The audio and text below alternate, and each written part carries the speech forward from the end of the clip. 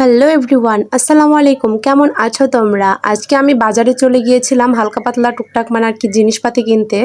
সন্ধ্যায় হালকা পাতলা নাস্তা করতে হয় আর বাসার সব আর কি উপকরণগুলো ফুরিয়ে গিয়েছে।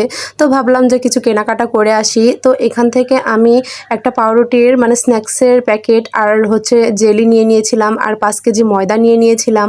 ময়দা তো বাসায় থাকাই লাগে, কারণ সবসময় নাস্তা করতে হয় আর নাস্তা বানানোর জন্য ময়দা লাগে। তো এগুলো কেনাকাটার পরে আমি চলে আসি মার্কেটে।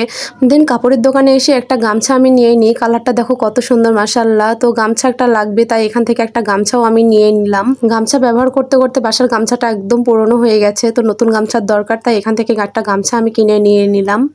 দেন হালকা পাতলা বলতে আমি এত দূরই কেনাকাটা করলাম। আর এইসব কেনাকাটার পরে বাসার দিকে আবার রওনা দিয়ে দিলাম। আর এদিকে বাসায় আসার পর দেখি আম্মু নুডলস রান্না করে রাখছে সবাই মিলে খাওয়ার জন্য।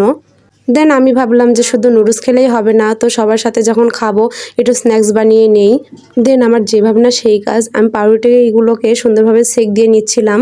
আর এগুলো দেওয়ার পরে সুন্দর করে এক এক করে জেলি মাখিয়ে নিচ্ছিলাম। আর আমার ভাই এখানে জেলিগুলো অ্যাড করে দিচ্ছিল।